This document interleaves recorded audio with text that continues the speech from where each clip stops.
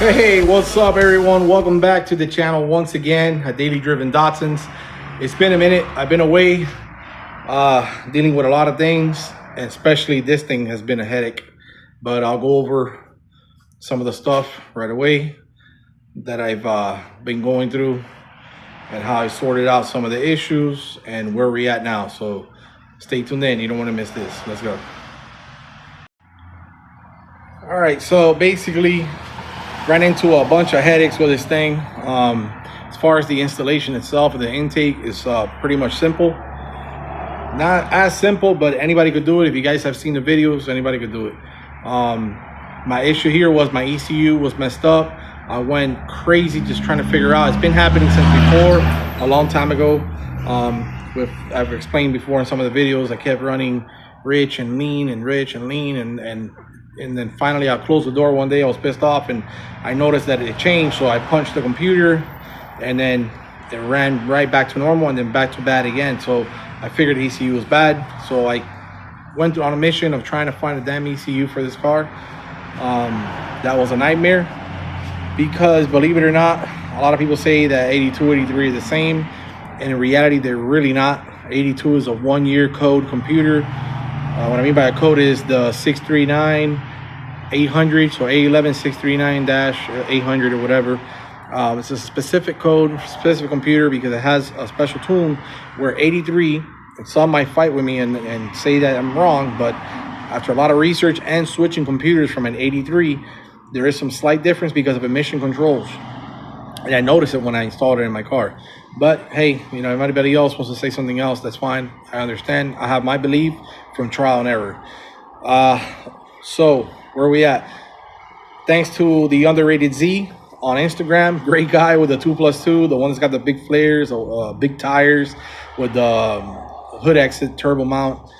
Dude is freaking amazing. He reached out to me and he said, hey brother, I know you need a computer, because I messaged him and he said, hey man, since you need a computer and I want you to get your car running, I'm gonna go ahead and I'm gonna send you mine, because as a matter of fact, mine has the same code as yours, an 82 as well.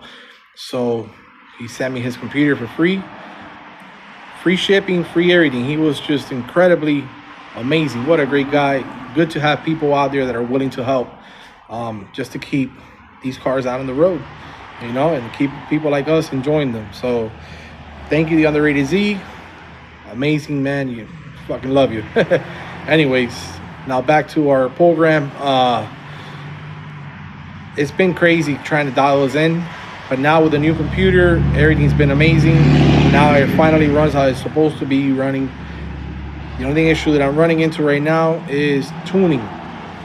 And believe it or not, first time ever, I opened up a AFM box and I started going away at tuning with it, because this here, the more this way it goes, the richer it gets, and the more back it goes, the leaner it gets. You see here, I have my old marks. Look how much more fuel, or more on the rich side, I had to go. Not just only on idle, because the idle is actually fine, but just to get that little bit more extra fuel when you give it a throttle. Now I'm still where you could only hit the throttle somewhat better now and get more out of the car, but then it just starts, or it starts like either leaning out or getting, or super rich. I don't know. I think it's leaning out. I don't want to push it, so I did play with the fuel regulator some, and I got better performance out of it.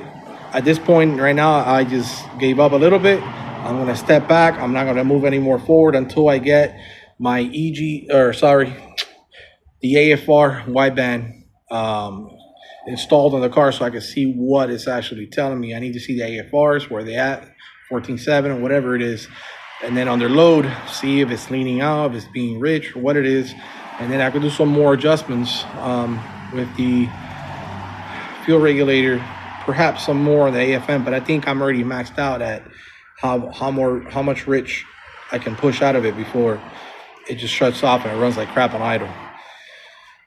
These are the things that I knew I was getting into when I was doing the project. I knew that I would either succeed or I wouldn't, but now we are just one more step closer to getting to the end of this.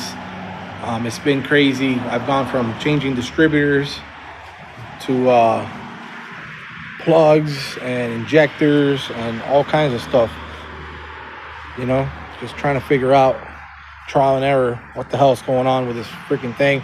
My harness was cooked up, so a lot of things is I had to catch up with a lot of the stuff on the car, because forever the car ran good and then it ran like crap sometimes, and I just kind of was lazy and got used to it. I was like, fuck it, you know. But now that it has, wow, what a piece of crap. Anyways, now that it has this huge intake and this massive air coming in, it really relied on being dead on to be able to run. So yeah, it's running amazing now. I will put together a video of it starting, running, and all that. Another thing, the TPS, throttle positioning sensor placement, I actually had to eat at the ear and go much further than what the adjustment lets me.